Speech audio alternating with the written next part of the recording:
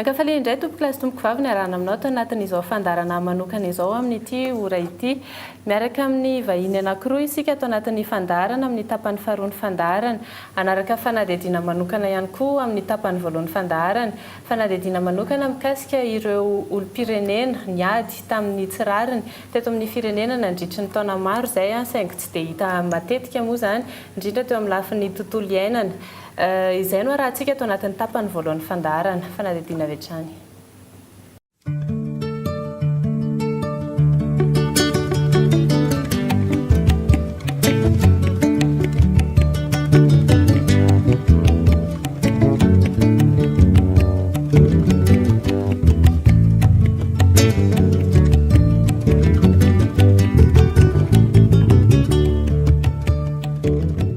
Tamin'ny andro ny fanjanahantany ihany no nahitana malagasy miady ho an'ny tanindrazana.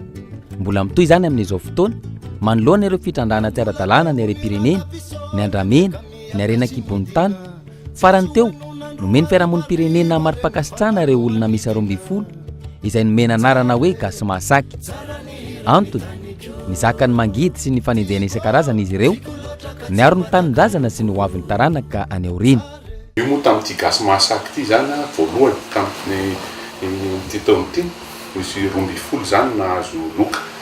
Ireny olona 12 ireny tsy memem-pona n'izany satria misy koa ny aktivista hafa izay tokony mety nahazo loka tahaka ireny. Fa izy hoe nigadrana tena nisy namono mihitsy zany natonga ny safidianana an'izy 12 mianadahy ireny. Izay niainga moa le hevitra niainga avy any amin'ireo diaspora zany hoe maninona mora omena mari-pakasitrahana ireo olona ataontsika hoe nampiseho fitiavan-tanindrazana. Ny vanim-potoana rehetrarehetra azo ampisehoana fitiavan-tanindrazana. Raha tamin'ny andro fanjanahantany dia miady amin'ny fanjanahana. Fa na amin'izao vanim-potoana tsy andro fanjanahantany izao dia miady koa tsika satria ao anatin'ny fahantrana dia anisan'ny manampy be dia be zany ny ataontsika hoe fananana tontolo iainana voarindra sy voakajy. Dia eo koa ny fananantany izay tena fitaovana voalohany ampiasain'ny tantsaha izay lazaina moa zany hoe 700 mivelona amin'ny tany mivantana eto Madagasikara.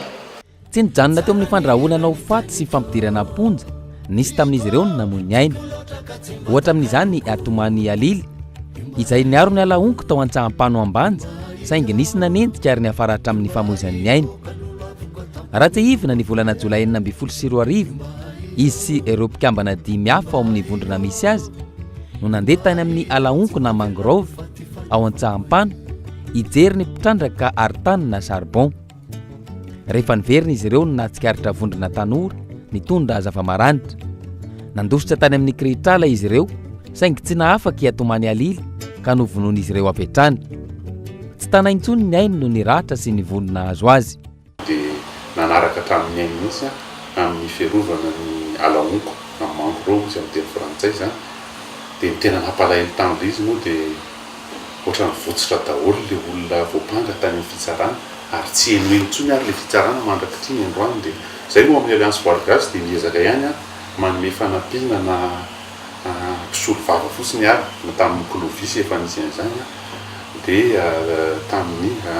izay mbola nisy ilana zany mbola hanampy izay zany arak'izay tratrika. Fa eto isorana be da be ny firaisan-kina ny firaisamonim-pirenena tamin'ny tsindraim-poraka ity satria rehefa nanome tosika moa gasy ihany koa ny diaspora gasy La Réunion dia ny ray iny izay menakazy amin'ny fanampiana zany sy ny fankahirizana an'ireny ireny. Nametraka fitarainany momba ny von'olona ny fianakaviany sy ny fikambanana. Maro ny voasambotra vokatra izany saingy tsy voatazona amponja. Navotsitra noho ny fisalasalana izy rehetra. Nampiakatra ny raharatany amin'ny Cour de Cassation ny fikambanana saingy tsy nahazo rariny.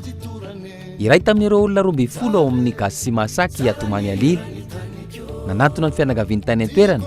nanatitra ny mari-pakasitrahana ho azy ny fiarahamonim-pirenena. Nampiriko zegny izy mba ho faty hoe mba hiala akaikinakahy zegny tsy eritrereto mihitsy zany hoe mba hiala lavitra ana ohatr'izao izy dia za amin'izay zany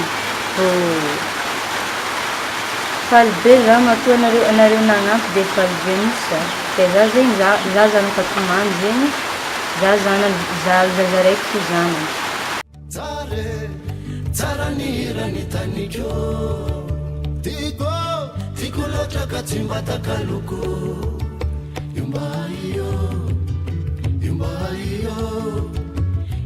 iyo kalolo avoka tabony lohako lasa dranomasy mihitsy moa ny zanaky atomany alily zany satria tsy nampozony hoe mbola isy eritreritra ny tolona natao indray. Maro ireo namony ainy noho ny fiarovana ny tanindrazana ary maro ihany koa ireo nahiditra amponja. Ohatra amin'izany maro Zafy Armand avy any Masoala. Nahiditra ponja izy noho ny fiarovana ny harena voajanahary any an-toerana. Ny taona 2014 izy no nosamborina. Antony nisamborana azy ny hoe nanameloka ireo mpivarotra ny tsokosoko ny harena voajanahary. Nomeloany fitsarana voalohany tao maroantsetra izy ary nahazo sazy an-tranomaizina enim-bolana sy onitra 12 tapitrisa ariary. 5 volana taorian'ny nigadrany tany amponjany maroantsetra nampienany saziny an-tranomaizina ho 7 bolana ny fitsarana ambony tao Tomasina. Ny onitra nefa nijanona 12 tapitrisa ariary hatrany. Amizay koa zegny dia hoe ny cybercriminalité ny lalàna mikasika ny cybercriminalité teto Madagasikara mbola tsy nisy efa za dia nigadrana. Dia zavatra raiky tsara marina koa zegny tamin'izay fotoana izay rehefa nitsaraigna tao amin'ny tribunal première instance Maroantsetra za dia naharitra nomboka tamin'ny 6 maraina ny fitsarana anahy dia hatrany amin'ny 7 sasany alina. Dia ny mpitory tamin'izay dia hoe nanana mpisolo vava anankiroa zanana mpisolo vava anankiray. Dia nangataka ontro ny mpitory tamin'izay fotoana izay dia hoe 1 milliard 500 millions d'ariary. Zay zany nangatany fa ny tribunal kosa nanapaka tamin'ny farany zay efa ndroherinandro satria zegny rehefa andro ray manontolo ny tsarana anahy tao amin'ny tribunal première instance Maroantsetra tsy tapaka tamin'iny fitsarana dia hoe mbola ny andro indroherinandro ray tany amponja dia zay vao nisy ny fanapahana faboahana didy tao amin'ny tribunal première instance Maroantsetra dia nahazo enim-bolana an-tranomaizina ary l'amende na ondra 12 tapitrisa ariary. Zay zegny nahazo anahy tamin'izay. Hatramin'izao isan'ireo mavitrika amin'ny fanamafisana ny ady amin'ny fanondranana tsy ara-dalàna ny harena voajanahary amin'ny alalan'ny fiarah-miasa amin'ireo fikambanana miaro ny tontolo iainana sy ny zon'olombelona ny Maro Zafy Armand. Ohatra amin'izany ny Alliance Voargasy, ny CNIDH, ny CNPE, ny Amnesty International sy ny maro hafa. Resy lahatra tanteraka izy ny hiaro hatrano ny harem-pirenena. Ny hoavin'ny taranaka ny aoriana no tsy maintsy hotsonjofina hoy izy. Resy lahatra zegny za satria amin'ny hoe inona tonga za miady amin'izay satria raha jerena ohatra ny malagasy maditsika malagasy raha jerena malagasy dia hoe olona mahantra ambonina arena. Ny zava-misy dia hoe raha jery amin'ny internet ianao raha ohatra hoe any amin'ny 1 million any amin'ny 1 million na 1 million 400 000 ariary agny hoany zegny amin'ny tanjaka hoe 1 million d'ariary agny hoany 1 kilo bois de rose agny amin'ny en Chine dia nividina 7 arivo ariary 2 arivo ariary 5 arivo ariary 7 arivo ariary ary tao amporony Tamatave faramparany information azonay dia hoe 12 000 ariary ny 1 kilo nefa hoe tany andafy dia hoe agny amin'ny 1 million d'ariary agny hoany no hivarotan'ny sinoa ny kilony bois de rose. Dia zay zegny natonga hoe ohatra ny mahamenatra ihany raha ohatra hoe amin'ny malagasy dia ny arenao zay natao variboba ary dia hoe mahamenatra ihany raha ohatra hoe misy technicien malagasy tsy miraharaha zany hoe tombontsoa iombonana zany misy ty le bien commun satria zany ny aretina isa tegna fahita mamila ny Madagasikara dia hoe ty tsy firarahana le bien commun hoe raha tadidiko tsara raha mbola tany amin'ny terminal za dia hoe teny Edy Andriamalala zay sotiny Edy Andriamalala hoe arakaraka ny hitreritran'ny olona anankiray izy izao tontolo zao no ahafantarany ny fandrosoana tratrana fa amiko zany dia hoe raha ny zava-misy eto Madagasikara zao mbola tena tsy mandroso na ny technicien na nianatra aza ny malagasy maro mbola tsy mandroso zay amiko satria mbola ny fianakaviany mbola ny fianakaviana ny izao tontolo zao fa izy mbola tsy mieritreritra zany hoe malagasy ary tsy mieritreritra ny zafy ny taranany ny zafiny sy ny taranany mampara zany ny malagasy ny technicien na mitsika amin'ny teny zao na ny mpanao politika na ny mpanambola io na ny olona nandeha fianarana ambony amin'ny ankapobeny mbola zay ny zavatra misy eto Madagasikara matotsika zo mbola mahantra ohatr'izao. Manampy ny mponina ao ambany zana amin'ny fanatanterana ny tetikasa fanentanana ho an'ny olona izy olona izay miisa 300 amin'izao fotoana. no ny fiarovana ny arena voajanahary sy ny ady amin'ny fanondranana tsokosoko ny Andramena ihany koa no nampiditra amponja ny Clovis Razafimalala, mpandrindra ny fiarahamonim-pirenena Lampogny Clovis, mpikatroka miaro ny tontolo iainana ary manameloka ny fifamoivoizan'ny Andramena. Nahazo fandrahonana ho faty izy ary nisy nandoro mihitsy aza ny tranony ny taona 7 imbetsaka izy no nisy nanolotra vola saingy no laviny hatrany. Misy délégation be dehibe zany tonga antony miresaka aminay manao an'izay pression zay zany ny an téléphone moa fa tsy resahana tsony dia misy koa zany karazana tambitamby tonga ao an-trano izy ianao zany ianao tia mahantra kely tsy alinao hoe mba miara-miasa aminay dia mba metimety ny fiainany dia mba misy valopy kely ty azomenanao zany dia teneny le namanao reo fa azo atao tsara mihitsy miara-miasa miaraha aminay fa zay miaraka amin'ny fanjakana tonga ao an-trano fa ianao ninonino nataonao dia tsy aresy anay mihitsy fa na ianao migadra na ianao maty fa zay ray aleha zay zany le resaka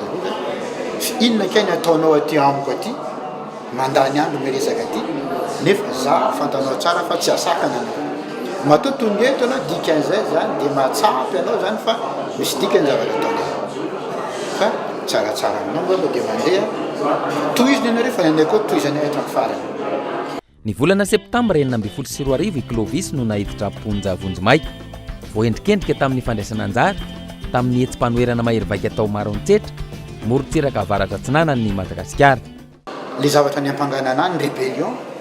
destruction des biens publics, incendie des documents de l'État, izaho zao ve zay conservateur ao Maroantsetra miaro ny arena iombonana ao Maroantsetra, izaho ve ny tarika vahoaka andeha handoro ny fananam-panjakana, izaho zay nampianarina tsara mihitsy inona ka ny atao rehefa mitaky, dia izaho ve nitarika olona ilahatra ny arabe, izaho zay tsy ampy 24 heures na tongavako tao Maroantsetra nipokan'le izy, izaho zay nantsoina tao an-tranoko mba handamina ny naman'ny mpitondra dia nilazaina fa solony tena mipitokona. Donc zany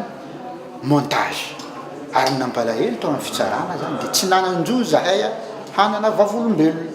satria ny vavolombelona any Maroantsetra a 400 km ny Tamatavy izaka ny vavolombelona ho azonao avy any nangataka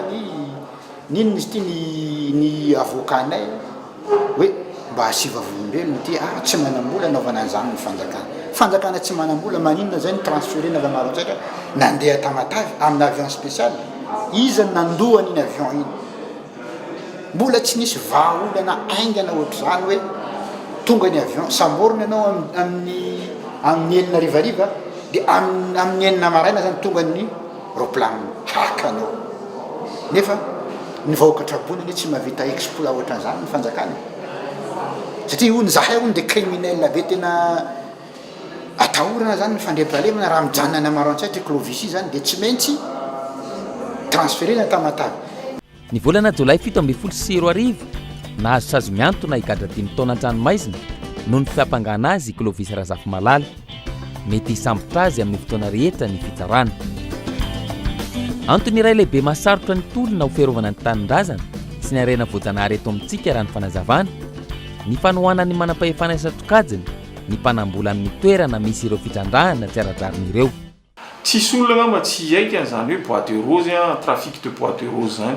nefa misy olona masambyjoro ho an'ny fiarahamonim-pirenena reny no miendrika ho toanana. Misy olona nefa nanao an'ilay trafika fa tokony hoe ny sazy avoaka reny indray tsy mahazo sazy fa lasa ataontsika hoe filohana fikambanana obiana atseroa aminay nitakalon'izay dia zao mba obianay le olona mifandraika amin'ny eritreritry ny fiarahamonim-pirenena dia mba hiaro an'izay tombontsoa iraisan'izay sy hiaro ho an'ny taranaka faramandimby zay ny dikany anetanana ihany koa ny malagasy rehetra hijoro amin'izay ataontsika hoe fijerena ny tombontsoa iraisana satria fahendrena ngeza be ny fijerena ny tombontsoa iraisana satria ny ao ambadika izay dia miala ny fitiavatena tsisy olona tsy tia ny tenany fa mila matsiaro ny hafa fa ny eto zany dia tsisy matsiaro afa-tsy ny tena sy ny fianakaviana zay zany le olana zay tsy mampandroso atsika. Ireo rehetra ireo ihany koa no antony mampitondany eo anivon'ny fiarahamonim-pirenena ilazy fa tsy ampy ny fahasahian'ny firenena hiady ho an'ny firombonana atsika. samy na nitsindry ataony manapahefana ny olona isan'ny soratana tamin'izany ohatsy fanakadranana azy ireo mpikambana ao amin'ny firaisana firenena na olo miadina ny tsirariny miasa taminy tsy tamin'ny manodidina azy amin'ireo olona eo misy olana natambazana vila vola be amina tapitrisany tsy niraisiny zany fa ny andrasan'ireo olona eo dia ny fanoana ny malagasy ohatratsika hoe miady izy tsy ho anazy satria raha nitambatambazana izy dia mety nalaina izy dia nijanona ho an'ny fiainany ary zay zavatra zay no efa misy mpanoratra anankiray malaza hoe dia andre malala hoe tsika ozy izy raha mbola ny tontolo hitatsika dia ny tenatsika sy ny fianakaviantsika dia tsy androso mihitsy tsika ireny olona ireny nefa ataontsika hoe mihoatra midepasy an'izay ataontsika hoe tontolo zay atao hoe mihidy fa ny fanaovana politika sy ny fitantanana eto amintsika dia ataontsika hoe tontolo mihidy tsy mijery afa-tsy ny tenany fa ny tena asa ny fitondrana sy ny fitantanana dia mijery ny tombontsoa iraisana zany hoe miala ao amin'ny tenanao fa makany amin'ny be sy ny maro ary zay ny tsy ampy eto ary zay no sary tiana naseho tamin'ireny na dia atao hoe nisy ary ny ataontsika hoe fitsarana no fitsarana iny amin'ny akamaroan'ireo olona eo dia nandeha mandady epôly ny akamaroany farafaratsy misy nanazo sazo miantona fa ny rariny sy ny ara-dalàna ny koa indray tsy mifanitsy satria raha jerena dia tena misy tokoa ny atao hoe rariny divan'ilay olona tsy ireo mpiaro-ny arem-pirenena ihany nefa no hiaran'ny tsindry sy ny fanenjehana eto amintsika hiaran'izany ihany koa ireo miaro ny taniny amin'ny fitrandràna tsy ara-dalàna ahitana olona miady ho fiarovana ny taniny avokoa manerana ny nosy isan'ny nisongatona tamin'izany ny mponina tao Somamanina Andriamatoa Robson-Pierre ohatra iray tamin'ireo olona enina nahiditra ponja tao Somamanina voalaza tamin'ny fiampangana azy fa nitarika vahoaka itokona tsy nahazona lalana nanimba ny fananam-panjakana nandory tanety ary nanonga mpanjakana ihany koa miisa 7 ny fiampangana niatra taminy vokatra izany nahiditra ponja nandritra ny iray volana sy tapany izy mandra-piandry ny fitsarana taoriny fitsarana ny faharoa ny volana novambra 2024 nahazy sazo miantona heritaona tranomaizina izy nitanga tany Somamanina raha tsy hivina no nanaitra ny ambopony malagasy ka nahatonga azy ireo aneo ny alahelony sy ny tsy fanekeny ny fitrandrana tsy ara-dalàna amin'ny faritra misy azy ireo avy ny amaro araka izany ireo vahoaka tsy nanaiky lembenana amin'ny tsindry ataon'ny manam-pahefana ny amaro ihany koa ny fitarainana voaray manoloana ny fitrandrahana tsy ara-dalàna ohatra amin'izany ny tany Bealana, Betsiaka,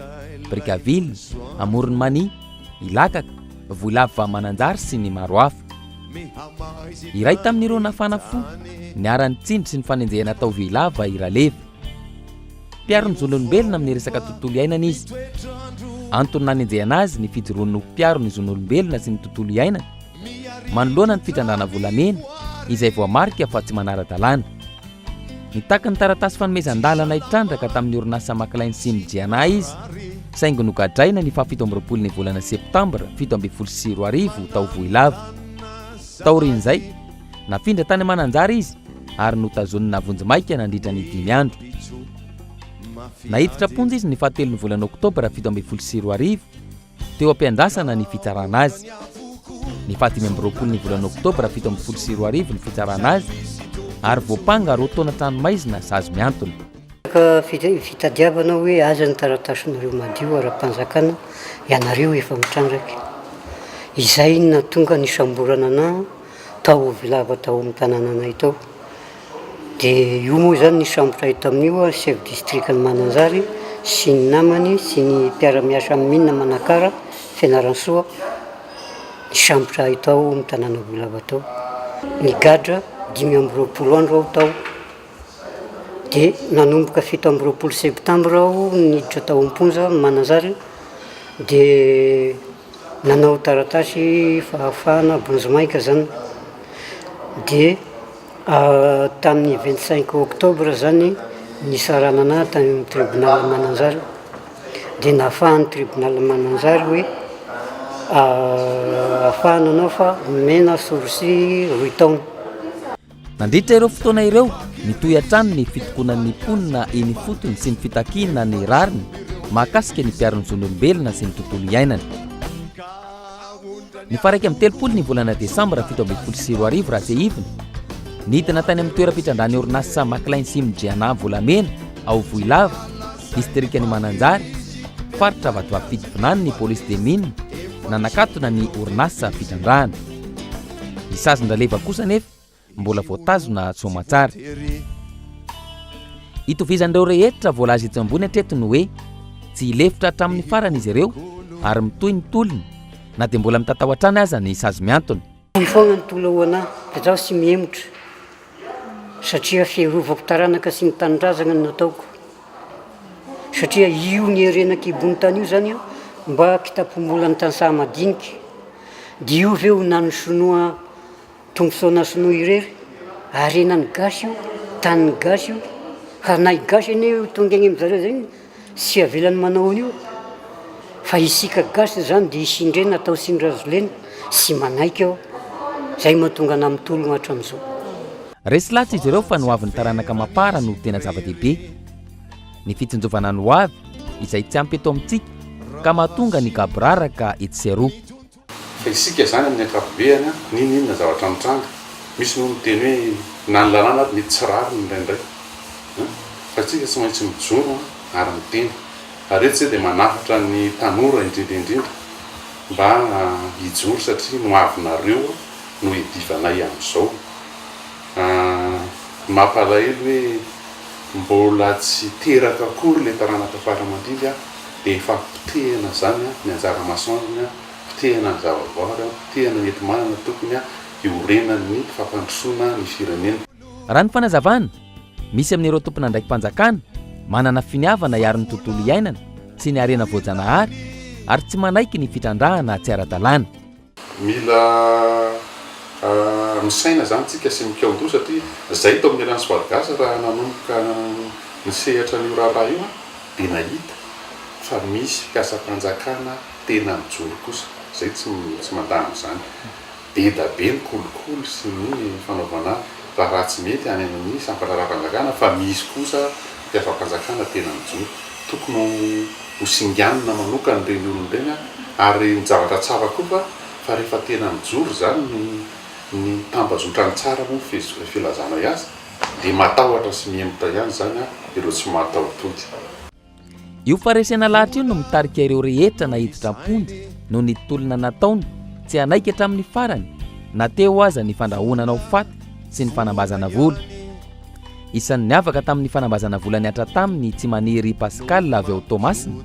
izay mitondra ny fikambanana miaro ny taniny izy ireo iraka ny olona otran'izao zaho ndeha aminao fa moravano fikambanana io volohany le tany fa ho amboarineny omeny vilà karakareneny antaoneny fianarany zanakanao sy ny fahitana asany zanakanao mivoy ny fiarovana ny zony tsirairay ny anana trano iray sy anana tany iray ipetrahana ary ho malagasy tompona andraikitra ny fikambanana misy any tsy maniry Pascal no io ady sy tolona nataony io no nidirany ny telo tany amponja nizy hoe any fokon'olona soa iombonana hoan'ny taranaka faramandimby ary zany nametrahana anahy eto teo hiaro an'ity toerana io tsy afaka manolotra an'iza satria tsy manana fahifanana zany dia hopitenenao tsy magnino raha ohatra ka izaho nizaka ny fijaliana aloha zakaiko toizay zakay ny taranako faramandimby raha sanatrika nandresa vola zay zany zay dia zay sedran'izay zany le fisamborana anahy telo misesy miezaka ny velatra ary ala amin'ny fahazarana tsy nety hatrizay ny mponina saingy mihidy ny mpitondra tsy misy matsiaro afa-tsy ny tenany ireo miaro ny tanindrazana sy ny arena ao aminy ary mitaky ny zony no voaheloka sy hiarany tsindry ny olona nijery ny afo reo matono no namena nyreny ataontsika hoe prime reny ary nytolona ho atsika dia anetanana malagasy hoe mijorotsika amin'ny sehatra ary mariana fa tsy ny olona rehetra ao anatin'ny fitondram-panjakana no ratsy betsaka lavitra ny be diabe ny olona ny teanao zavatra fa noho ny andraikiny sy ny posta tazominy dia tsy afaka izy manao an'izay ataontsika hoe fampisehoana ny fitiavan-tanindrazana zay fa misy fomba hafa ny hony an'izay izay zany a no tokony anytanana rehetra ary isorana andren'olo reny fa tsy vitsy am'ireny no mifanerasera hoe mampiseho an'izay hoe tianay le tanindrazana be loatra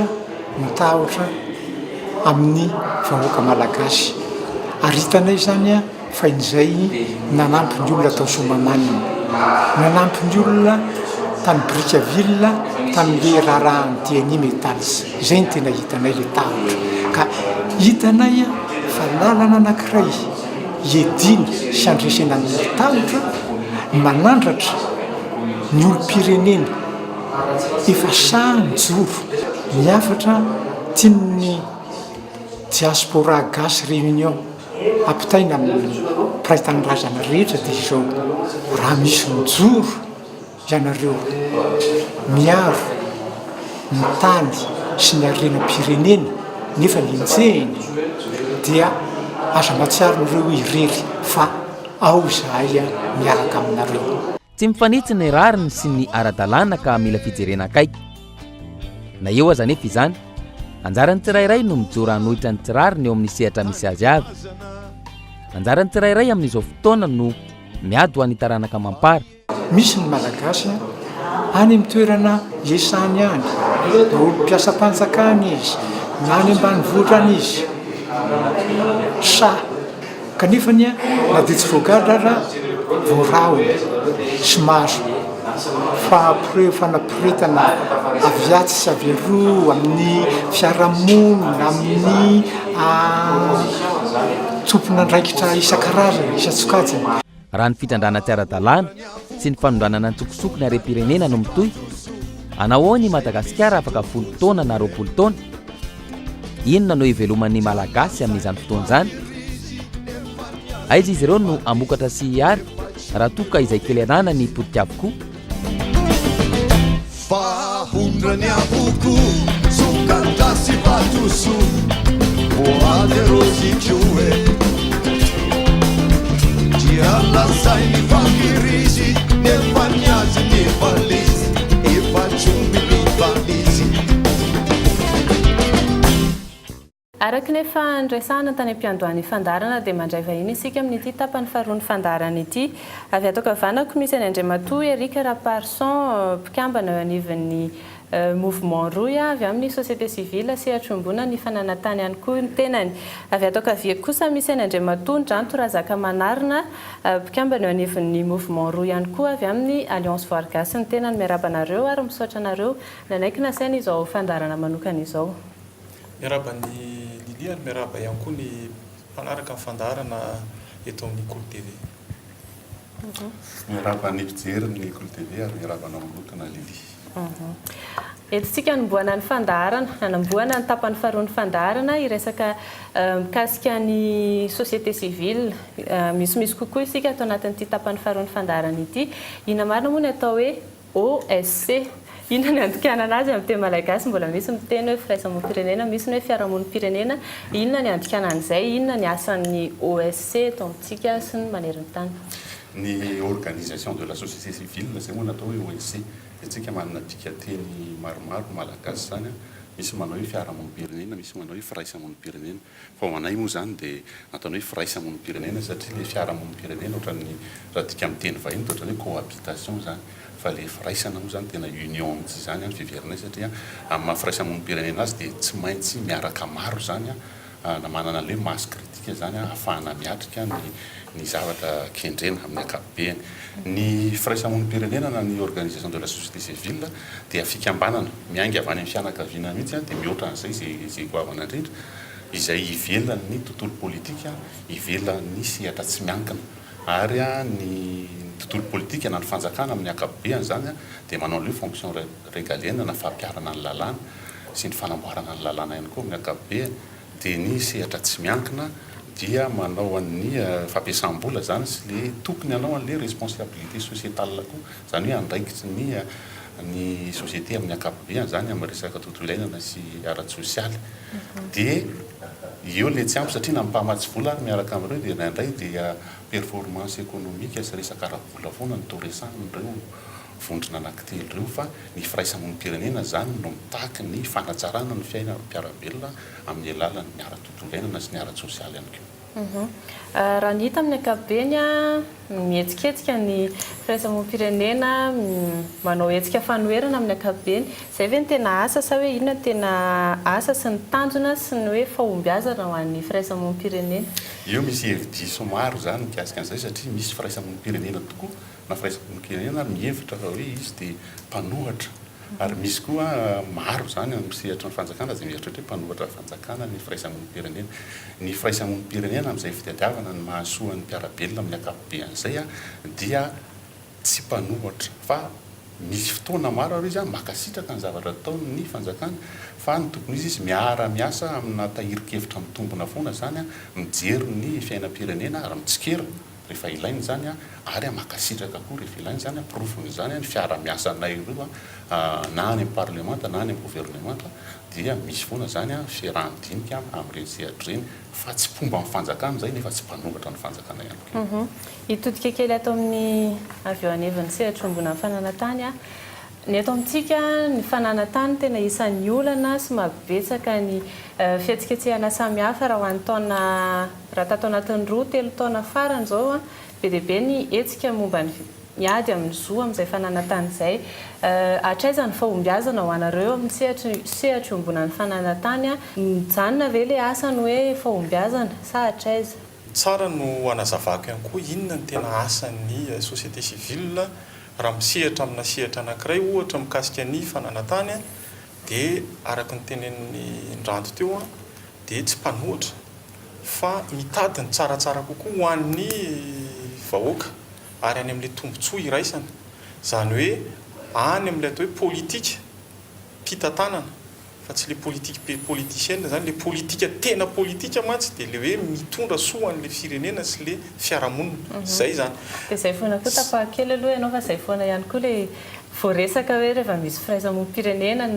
na izy io misy hetsy-bahoaka dia misy politika eo ambadika dia zay ihany koa hoe le izy. Le politika mantsy teny vazaly izy ny tomboka anazy fa nenay le politika teneninay eto dia le politika mijery ny soa iombonana ny intérêt général fa le politika ho an'ny mpanao politika hiakatra eo ambonin'ny fitondrana dia le mitady seza tsy izay le anay fa le anay dia le politika publique zany hoe ny sifa zao hatramin'ny fisiny dia indrono na vita na prisika amin'ny fanjakana nanova ny politika amin'ny fananantany tamin'ny 5 dia tamin'ny 20 io politika mpanjakana io no ahafahana mamaritra ny fomba entina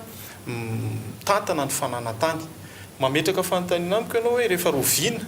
fa ny tanjonay dia ny hoe politika mitsinjo ny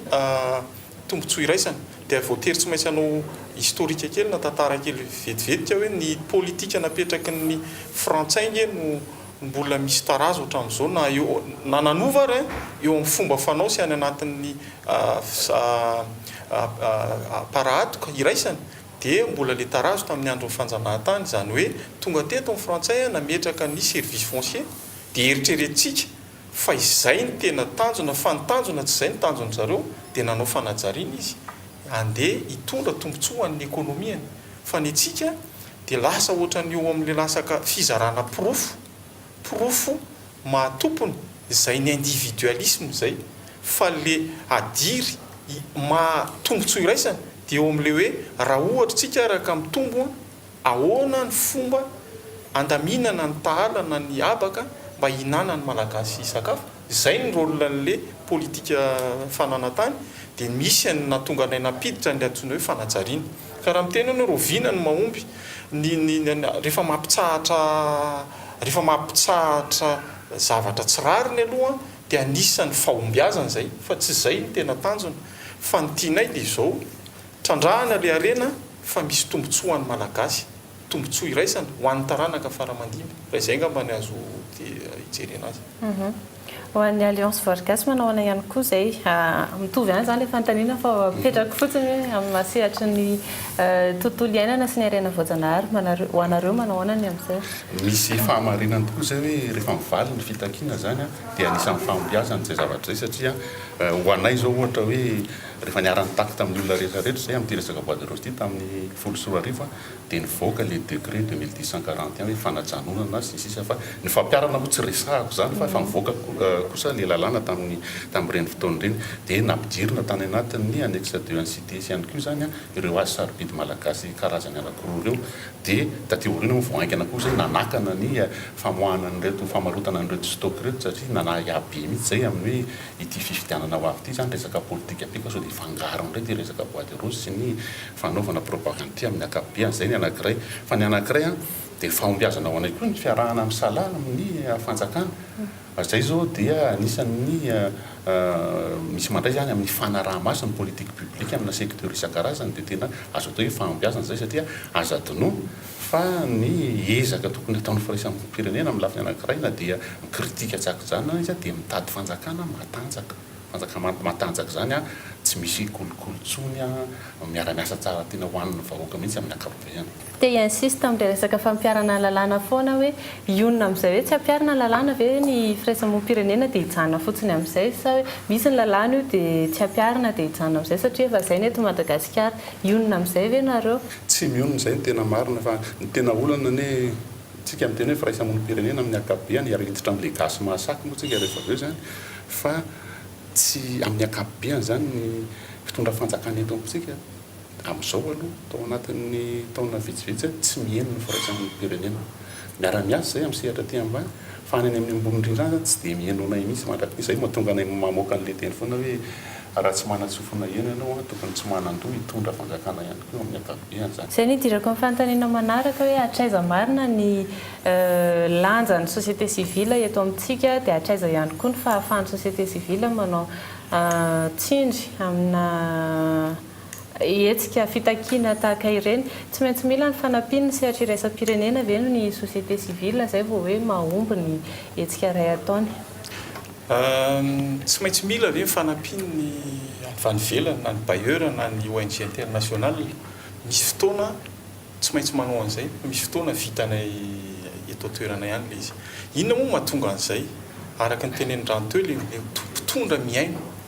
samy malagasy ny société civile malagasy dia malagasy dia mpitondra malagasy fa misy fotoana tsy miaino le mpitondra dia misy rapport de force tsy mety eto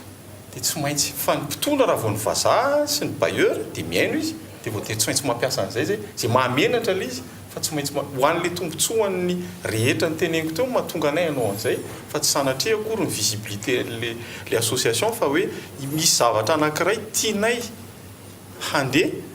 tsy mihaino ny mpitondra dia voatery tsy maintsy le olona enono zany no alaina ampiteny anazy zay tena fahitana anazy mamenatra le izy fa zay ny anaovana hoe tokony ifampiaino ozy ianao hoe ahoana ny fomba entina ampiatra ny lalàna ampiasainy zay raha ohatra ka tsy mampiatra voatery manao an'izay fa raha ny tokony ho izy ny tena olana eto Madagasikara ny fahitana azy betsaka no miteny an'izay dia olana ara-drafitra le resaka système efa tena tsy mety tokony isy ny fampiavanam-pirenena amiko tsy dia any ny tena olana fa io mihitsy hoe izy rafitra ohatrany ahoana no apety an'ity Madagasikara ity dia tokony hanao débat national tsika hoe ohatrany ahoana ny fomba ifampiainoantsika tsika manana rafitra ara-drazana ahafahana manao an'izay fifampiainoana zany ohatra ny fokon'olona ohatra fa maninony ireny tsy atao fa voatery miandry ny any velany dia izay mahatonga anay ny teny mahatonga n'le fiantsoana ny fanampiana avy amin'ny bailleur na ny force étrangère force tiako tenenina eto hoe hery anankiray mba ampatonga n'ilay équilibre de force zany. Araka ny fanadidinana raha antsika teo misy maromaro ireo olom-pirenena tsy nilefitra tamin'ny tsindry samihafa nataony amin'ny ady amin'ny fiadinany rariny izay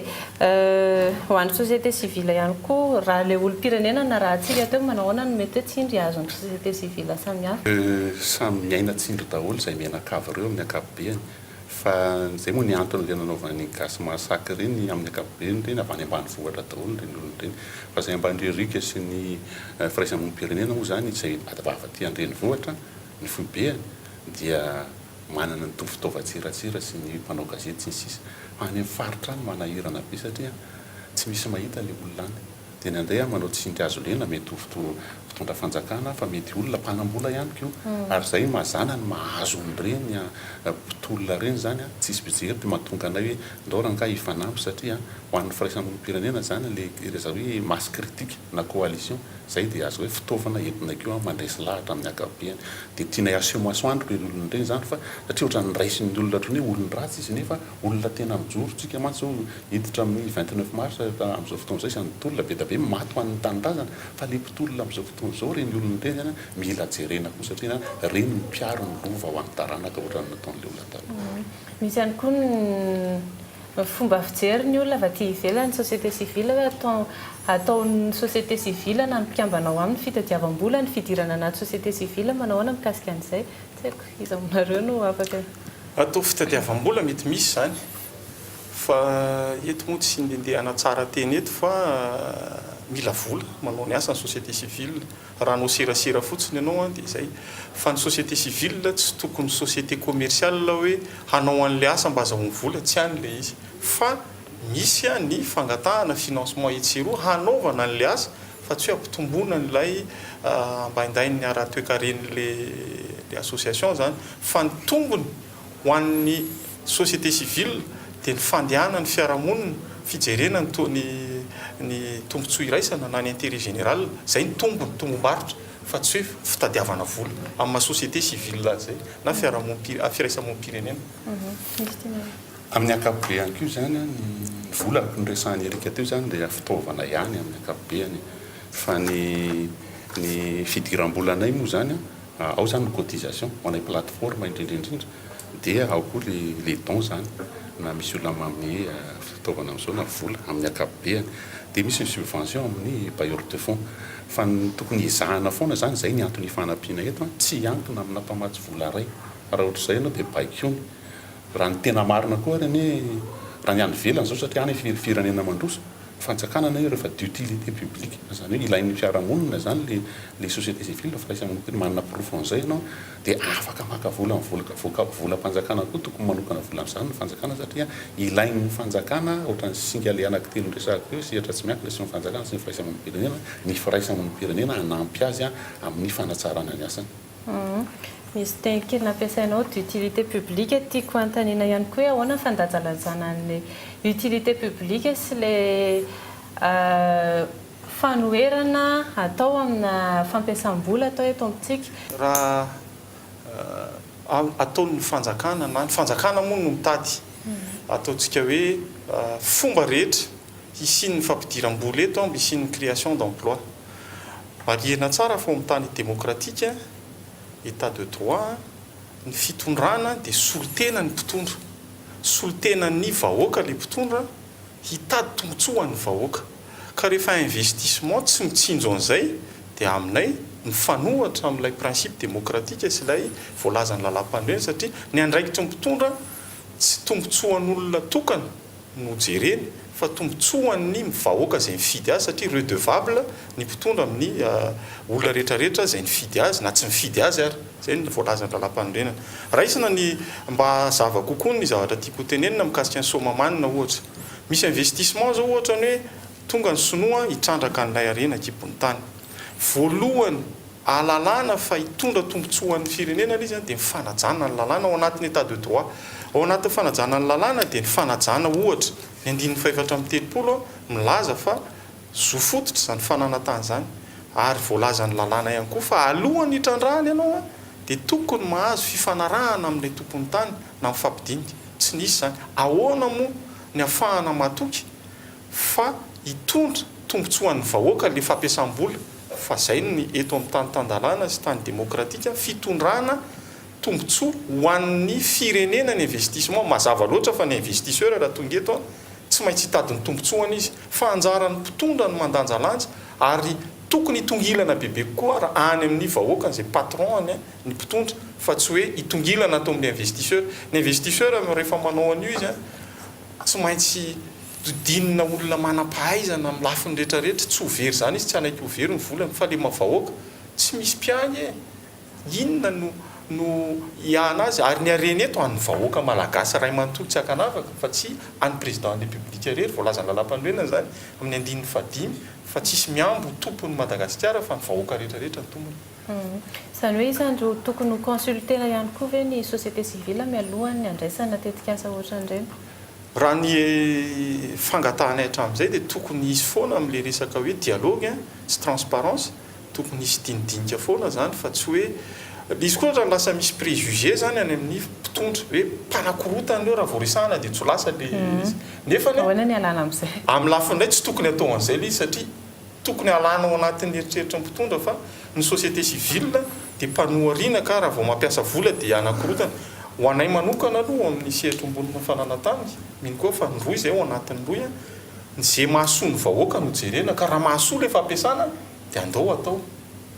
Ho an'ny alliance Vargasy manahoana mikasika an'izay? Le izy amin'ny akapobeany misy karazany ny harem-pirenena, misy ny arena kibon'ny tanina hoe ressources naturelles non renouvelables. Ho any antsika zany ny resaka bois de rose sy ny sokatra sy ny sisa reny moa zany le anatin'ny hoe renouvelable. Io reny arena voajanahary azo voziny reny amin'ny akapobeany arak'izay anaran'izay tena azo atao mihitsy ny mitatana azy maharitra hoe lovanjafy araka ny fomba fiteny fa ny olana amin'izao fotoana izao dia robaina le izy sombaina zany amin'ny akapobeany. Ny alliance Vargasy bois de rose ny resahanao sokatra sy ny sisa fa miasa amin'ny rerena kibon'ny tany koa zay amin'ny akapobeany ary io zany le dinihana foana hoe zavatra tena misy amin'izao fotoana izao moa zany ohatran'ny rohatra be loatra ny atao hoe prédation économique avy any ivelany zao tatoato zany hoe ny sinoa sy ny sisasisa zany lasa mitatana ny arena isan-karazany etombotsika zany na ny sehatra na banky na telefôna na énergie sy ny sisa sy ny sisa fa tokony miezaka zany tsika mba hidira amin'ny malagasy bebe koa zany amin'ireny sehatra ireny satria lasa manera le malagasy zany amin'ny arena kibon'ny tany lasa varoboba zany ny arena voajanahary amin'ny akapobeany eto amin'ny firenena amin'izao fotoana izao. Anisan'ny antony nanaovana ny fanadihadiana mikasika andro gasy masaky moa izay fiarovana ny harem-pirenena izay tsy haiko izy aminareo ny afaka ny amintana kely hoe inona ny tena antony nanomezana ny mari-pakasitrahana ho an'ny zareo ny arahana tamin'ny firaisamoam-pirenena sy ny diaspora malagasy any La Réunion. Ezaka voalohany zany io le amin'ity taona ity zany hevitra ny fanakalozana tamin'ny diaspora gasy any La Réunion izy ity dia niezaka moa izy zany nifandray tamin'ny firaisamoam-pirenena mba hoe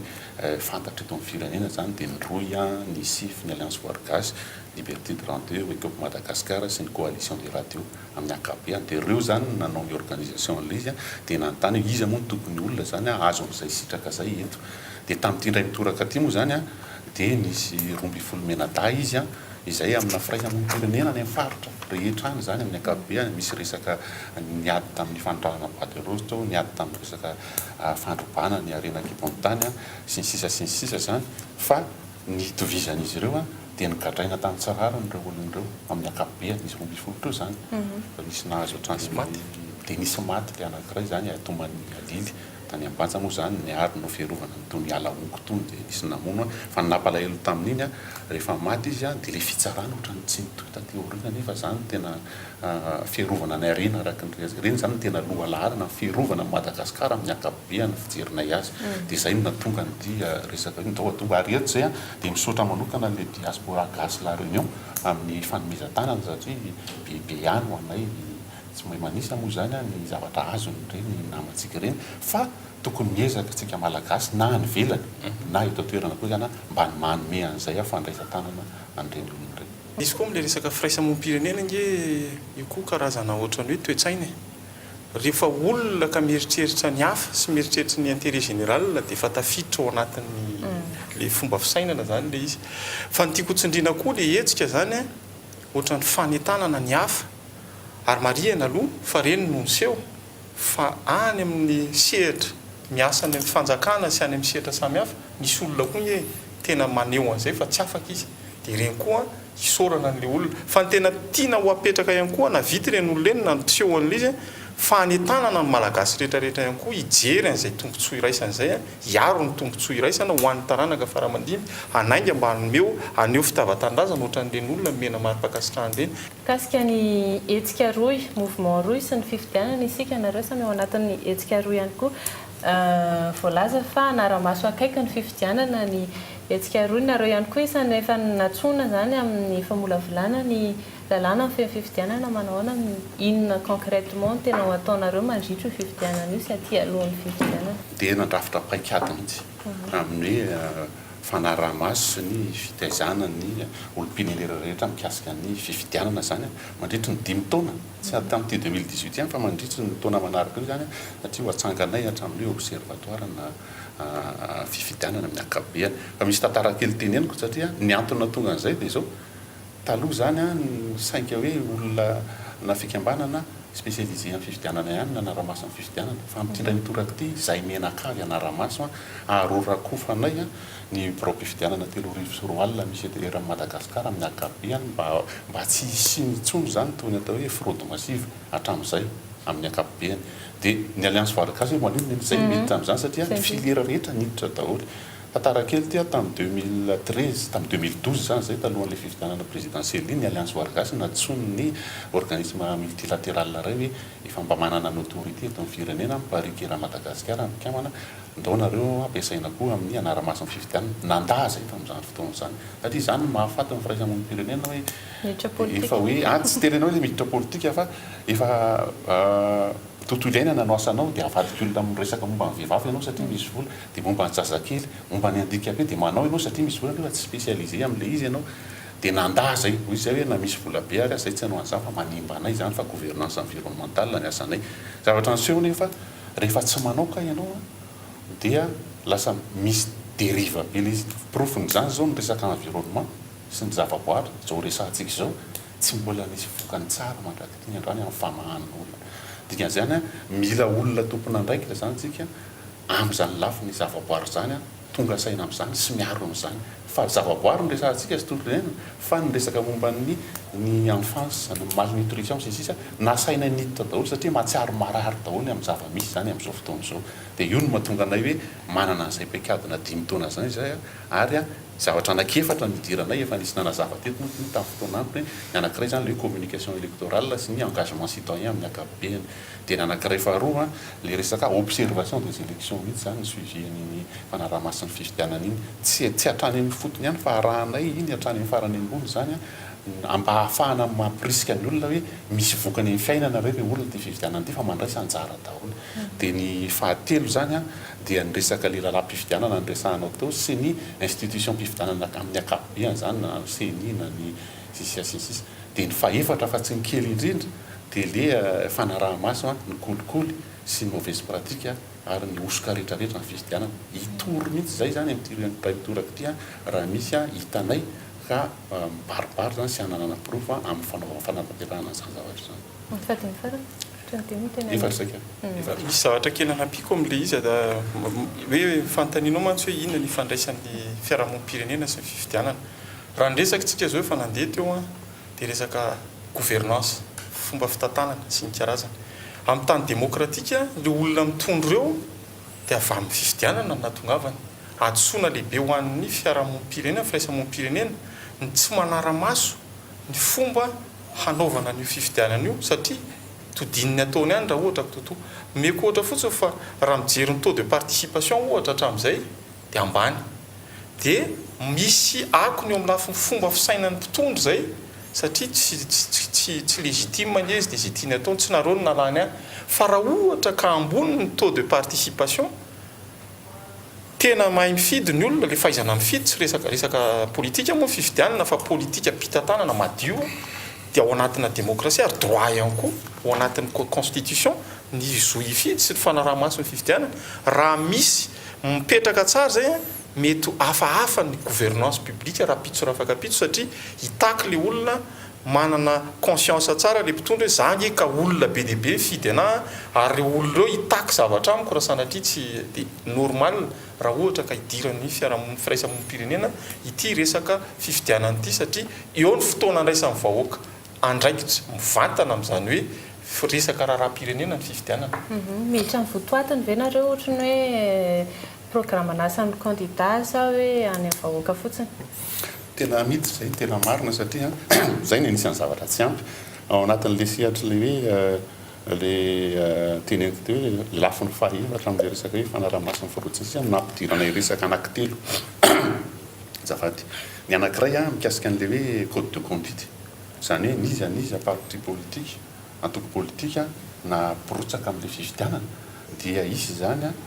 karazana hoe toetra tokony arahana tsy tokony ivona amin'izay zany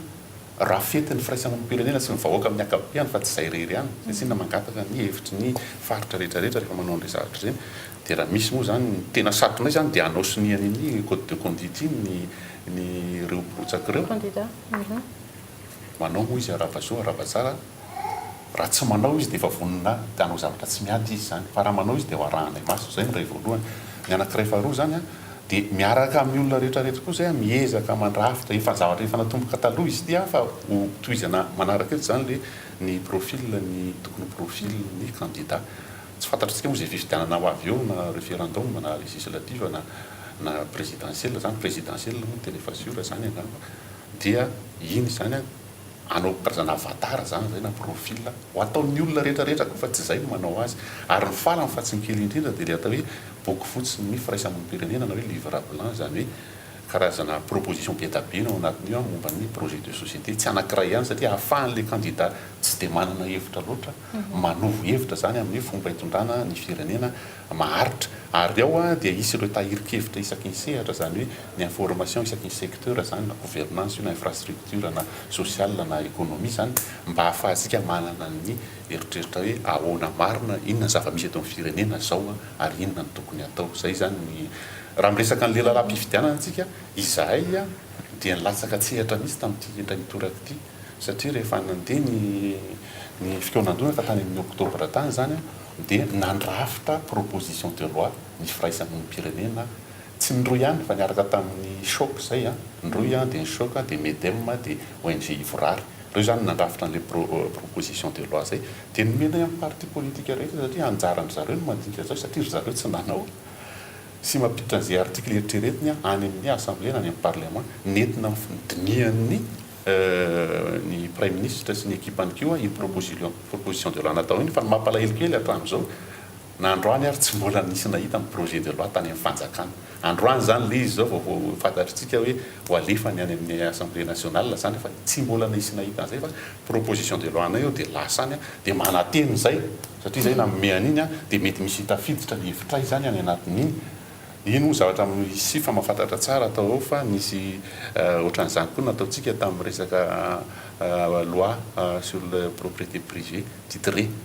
dia nanao an'izay koa zay dia tsy voaraha iny akapiazan'ny sosikevitray zany tao amin'ny assemblée nationale fa nafinaritra atao ao zany dia zay isorana kosa ny haute cour constitutionnelle zany fa nisy contrôle de constitutionnalité izay ohatran'ny somary nandraindray ny hevitray zany amin'ny akabeany dia ohatran'ny mandeha ihany zany le machine amin'izao fotoan'izao aloha dia tsy dia tena mahakivy fa ho hitantsika ihany notony tsy antany ihany hoe raha ohatra ny lalàna momba fifidianana sosikevitranareo tsy izy voaray mihitsy ahoana no mety toy ny ataonareo avy indra araka le resaka teo zany zay tsy proposition foana zany force de proposition firaisana amin'ny pirenena mety tsisy raisiny inona indray any mety tsisy raisiny fa zay mitovy foana zany le dia miteneniko hoe mbola manana vato ray tsika any amin'ny contrôle de constitutionnalité zany amin'ny akapobeany aloha fa tsy izay reriny eny hanao réaction amin'iny raha ohatra zavatra tena tsy miadiny ao anatin'ny projet de loi fanjakana antaninao mantsy hoe miresaka élection nareo dia hiditra ny votoatany tena hiditra ny votoatany raha ohatra fotsiny hoe tany amin'ny taona 13 moa le fifidianana président farany sy député ny sifa ohatra dia namoaka tamin'ny gazety hoe tokony hanao velorano ny président de la république tamin'izay moa raha enina amin'ny 30 ny candidat zay tapitra voatetinay le candidat rehetrarehetra roa ihany mba nanao soni mahazo teny hafahafa raha amin'ny candidat hafa hoe finareo moa izy le izy tsy velorano aminay fa velorano amin'ny vahoaka malagasy dia fanana tamoa ny sehatra no idiranay dia hoe tokony hanao velorano nareo tsy isy tsony zany fimpidona tany zany zao le velorano amin'ny taranaka satria rehefa manao velorano amin'ny taranaka ianao masina loatra sady mamy ny taranaka tsisy hanaonao foana zany fa eo koa ny ataontsika hoe fanomezana le boky fotsy teo tsy hoe mifidy fotsiny fa zay dia andray andraikitra hoe isan'andro zay miteny hoe zao ny zavatra tadiavinay rarony koa anatin'ny fifidianana raha miteny hoe ity ny tokony ataonareo zany satria mity mamaika amin'ny vahoaka malagasy fa tsy olona fotsiny no fidiny mazava loatra aloha fa tsy maintsy mifidy olona tsika fa io olona io a tokony isy hevitra hoentiny mampandroso ny firenena ho an'le vahoaka zany hoe ny anay no mahatonga na hiditra lalina amin'le fifidianana dia hoe mba io tokony hitarika fiatsarany ny fiainam-bahoaka zay latsaka lalina be amin'izao fotoana betsaka ny olona tsy mihinan-kanina amin'izao fotoana betsaka ny olona tsy manana azy be dia be ny tanora ahoana ny amahana an'izay dia manampy zay hoe inona politika ave zany politika tena politika zay fa tsy politika haka plasy ny ataony hoe fa politika anatsara ny fiainam-bahoaka hidirana amin'ny élection zay ara-dalàna ny fomba hidiranao iresahana azy dia ao anatin'ny fifidianana mandeha dia mandeha fotoana manana ray minitra avy sika amin'tinana an'izay voalaza sy anamafisana an'izay tiana ao ambary amin'ity tapany farany ity ia satranao tsara mariana aloha fa ny roy moa zany raha ao anatin'ity CRT araky ny tenen'ny Erika teo dia miditra ny resaka ara-dalàna zay dia manana fifanaraha-piara-miasa amin'ny CENI dia ao anatin'izay CRT zay miasa zany miaraka amin'ny SACEM sy zay olona rehetrarehetra manampy ny CENI amin'ny fanaraha-maso fa zay koa dia manao audit social nireo institution manao fifidianana tahaka ny CENI zany audit tena koa fomba fiasana fa tsy hoe araka le resakitsika teo zay afaka amintsika fa zay koa afaka miara-miasa amin'ny akapobeany zany ny zavatra anankiray tiana ampiana dia manamafy zany amin'ity gasy mahasaky sy ny fiarahana ambandry Erika sy ny roy sy ny sisa moa zany ny ahafahana mandreton'ny ratsy dia ny fiarahana amin'ny alalan'le tambazotra ny tsara zany zay efa manomboka mitsangana amin'izao fotoana izao dia hitantsika fa misy fotoana efa mba misy fandresena ihany zany ny firaisamon'olom-pirenena amin'izao fotoana izao ary tsy tokony fampitsikera be fatany koa zay samy firaisamon'olom-pirenena fa misy ohatran'ny misy zany fa tokony samy manao daholo zay ny tena zava-dehibe ngamba dia miaraka fa zay sarin'ny firaisamon'olom-pirenena mifanipak'izay moa zany mety misy kely ihany zay fa tsy tokony zay no atao ahakivy amin'ny akapobeany ny farany dia vao mivoaka maly moa zany ty tany hoe kolikoly misy eto Madagasikara dia vao maika ny nidina indray raha ohatra 2.30 amin'ny zato ny notintsika tany amin'ny 2024 dia nidina trany zany nefa tsika efa miditra ao anatin'ny ordre constitutionnel mbola midina ihany le tany misy miteny hoe ny mpamatsy-volana efa milaza fa efa misy fahatsarana ny fahatsarana nalazainy mpamatsy-volana hoe tsy resaka gouvernance na kolikoly resaka performance économique ny teneniny fa rehefa tambatra ireo anankiroa ireo dia midika zany hoe misy kotony croissance fa tsy inclusive zany tanila zany le croissance amin'izao fotoana izao fa zay mbola samy manamaro mety miaraka amin'ny chiffre amin'ny banque mondiale fa mihoatra ny 2.7 zany ny malagasy mahantra amin'izao fotoana izao ka le fialana amin'le kolikoly le miresahako amin'ny akapobeany io zany tena tokony hatrehana mafy na ho amin'ny fitondrana amin'izao fotoana izao na ho amin'izay ho avy zany dia ny kolikoly ao amin'ny sehatra ny fitsarana sy ny force de sécurité aloha amin'ny akapobeany tena hoe misy tany tafiditra ao anatin'ny 10 voalohany taona atao anatin'ny 10 taona mahery zay dia mila diniany zay ia ny tena antony nanaovana ny fandarana andro moa mikasika ny documentaire iny mikasika an'le gasy masaky fa ny tiana ho apita amin'ny vahoaka malagasy rehetra dia ny hoe misy ny malagasy mandray andraikitra mijery ny hafa miraraha ny hafa fa io fijerena ny hafa satria ny zava-misy amin'izao fotoana dia ohatran'ny samy maka ho azy zay ny mahatonga ny rehefa samy maka ho azy ianao dia tsy maintsy misy ny rapport de force dia matanjaka no ilalao an'ilay ataontsika hoe fiainana amin'ny fiarahamonina dia miverina any amintsika tsirairay avy zay ka mba ialana amin'izay dia tokony eo amin'ny fifidianana io koa no andraisantsika andraikitra zany hoe tokony tombony taux de participation satria anisan'ny fanehoana ataontsika hoe fijerena ny fiainan'ny hafa zay adosoana lehibe amin'ny akapobe ny teny hoe inona ny andeha andanina fotoana andeha anaovana fivoripokon'olona ohatra na andehanana fifidianana fa ionona voantsika avelantsika olombitsy no manao an'ilay fitantanana dia lasa samy maka ho azy fa manentana antsika rehetrarehetra manombo zao anovan'le toetsainy hoe jereo ny intérêt général fa io mavoantsika tsisy mirarahana io dia miverina amintsika izy feno dia feno ny fanazavana nentinareo avy amin'ny etsika roy tamin'ity androany ity soraka anareo nanaiky nasainy ny fandaharana sy nitondry izay fanazavana izay no mamarana ny fandaharana manokana tamin'ity androany ity mbola isy ny famerenana ny fandaharana amin'ny ora ny famerenana ny ankitsi-po eto amin'ny fahitalavitra Kolo TV tena ko mametraka ny veloma amin'ny fandaharana hafa indray veloma tompoko